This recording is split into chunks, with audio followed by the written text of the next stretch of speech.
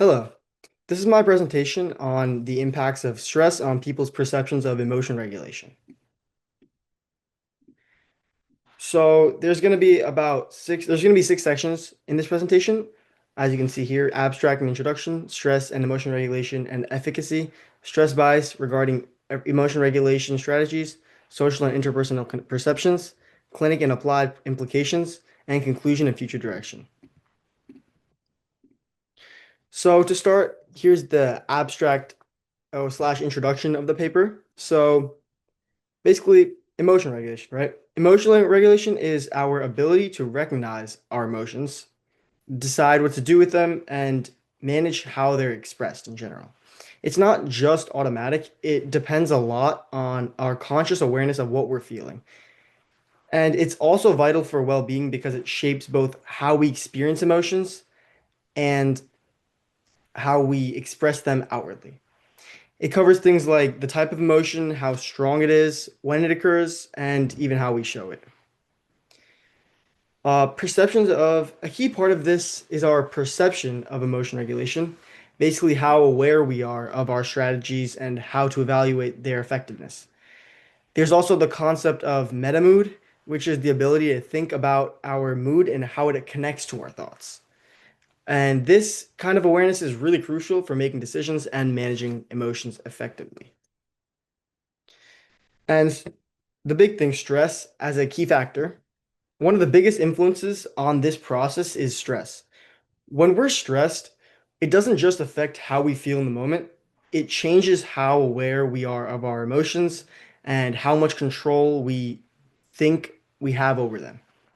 In fact, the more conscious and self-aware we are, the more stress can interfere with that process. And then, so the purpose of this review looks at how stress really shapes different parts of emotion regulation. And this includes strategies like reappraisal and suppression, and our sense of self-efficacy, the way that we connect with others, and even the neural and hormonal pathways that support emotion regulation. So, in this presentation, by combining findings from social psychology, neuroscience, and even other fields, the goal is to create a fuller picture of how stress really affects our ability to manage our emotions and perceive them and all that. So, stress fundamentally changes how we recognize and regulate emotions, like said earlier. When we face a challenge, the brain often triggers the fight or flight response. This releases hormones like cortisol and adrenaline, which prepare us for action, but also alter how we process emotions. So the hormonal effects, right? Cortisol, for example, has been linked to a stronger negative bias in decision making, especially when situations are unclear. And adrenaline ramps up basically our heart rate and alertness, but often at the cost of our focus and balance. And while these reactions are adaptive and short term, they disrupt emotion regulation in the long term when stress is prolonged. And the cognitive impacts, this overload tends to lead to impulsivity, emotional reactivity, and a weakening of executive functions that normally help us regulate emotions. And this is why high stress is often associated with anxiety and other conditions where emotional control becomes much harder. Finally, stress also biases how we appraise situations, right? So normally we categorize them as like friendly, threatening, or relevant, and then we judge them on our ability to cope. But under stress, people lean more towards viewing situations as threatening and feel less capable of handling them. So this kind of lowers their emotional tone and shifts how they choose, like whether to fail or choose emotion regulation strategies. And so, going on to self-efficacy, stress doesn't just change how we feel, it also weakens our confidence in our ability to manage emotions. And this self-confidence is known as self-efficacy.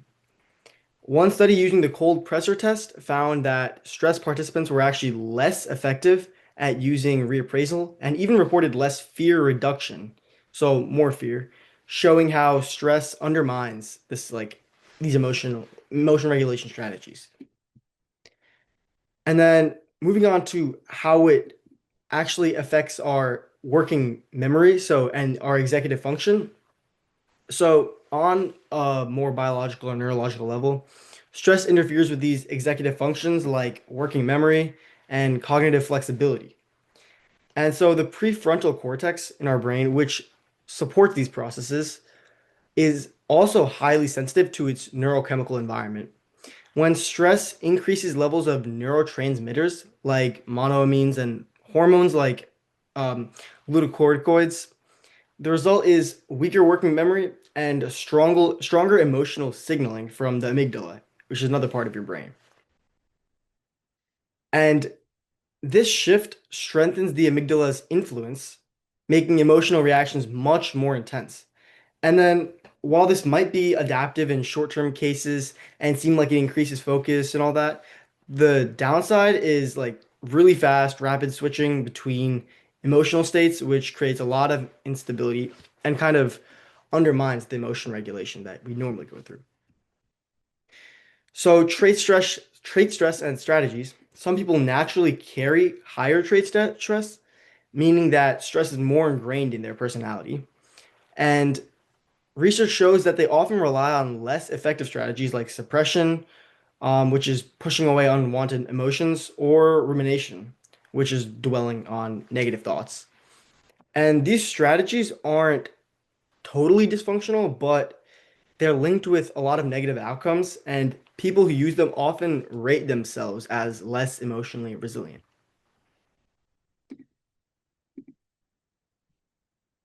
So now going on to stress and bias regarding these emotion regulation strategies. Stress and strategy choice. Stress doesn't just affect decision making, it also shapes which emotion regulation strategies people think will work. In high intensity, stressful situations, people often default to suppression or like holding back their emotions, even though this is actually linked to worse psychological outcomes. And on the other hand, in lower intensity stress, people are more likely to use reappraisal, but even that can be harder to apply when stress is high because it takes a lot more cognitive effort and is more taxing. So that kind of brings to the whole basis of this, like the fallacy of uniform efficacy.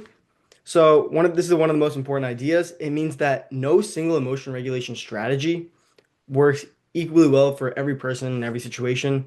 The effectiveness of these strategies depends heavily on context. And that's why being able to switch flexibly between these different emotion regulation strategies is so important, which stress kind of takes away in a little bit. And then, so like I said, stress tends to limit this flexibility. Under stress, people perceive fewer options and they may see suppression as the only strategy available. And this lack of flexibility or adaptability makes it harder to adjust regulation approaches to different social or emotional contexts, which overall reduces effectiveness of these strategies. So, stress and how does it affect our interpersonal perceptions, right? So, it not just affects how we view ourselves, but how we view others, right? And under social stress, like evaluation or rejection, people are a lot more likely to assume negative intentions behind others' actions. And this, or otherly known as like attributional bias, can cause more misunderstandings and misinterpretations, influencing both how we feel and how we interact in the future. And so, what are the neurological impacts of this? On the brain level, stress impacts the prefrontal cortex, like mentioned before, which is which is like very significant for empathy and perspective taking. So, according to the perception action model from one of the studies examined, this system actually allows us to understand others' emotions by stimulating them in our own minds. And when stress disrupts this kind of simulation in our brain, our ability to accurately perceive others' intentions declines. And so, what are the social consequences of this? The outcome is a reduction in social perception and overall emotional intelligence. People may struggle more in these social situations, and stress can interfere with building strong, emotionally aware connections with others. So, what are the clinical and applied implications of this stress on emotion regulation? So, understanding how stress distorts emotion regulation perceptions has real world applications. Um, these distortions can affect mental health, workplace productivity, and even student performance, making it absolutely critical to consider interventions that improve self and social awareness of emotion regulation. So, one thing could be that could be applied is intervention or cognitive behavioral therapy, right? And so this is a highly effective intervention because it focuses on identifying negative thought patterns and correcting these stress-induced misperceptions with people. And cognitive behavioral therapy has also been shown to improve self-efficacy in emotion regulation and can be adapted for people of all ages, from teenagers to older adults. Another thing that could be taken is workplace and educational applications, right? So, for example, in workplaces, especially high stress professions, training programs can actually teach some metacognitive awareness of emotion regulation. In schools, on the other hand, right, teaching young people about the effects of stress on self-emotional assessment can also enhance resilience and academic performance, giving them kind of tools to manage their stress early. So, what's the key takeaway from all this? Ultimately, the first step to combating stress-related emotion regulation distortions is self-awareness. By understanding how stress impacts our perceptions of emotion regulation, we can take more intentional steps to manage them more effectively in our daily lives. So, what's the overall impact of stress? Like bringing everything together, stress, it doesn't just change how we feel, it also alters our how we view our ability to manage emotions and which strategies we think will work, right? These distortions, right, in our emotion regulation can affect our behavior, relationships, confidence, and just overall well-being in general.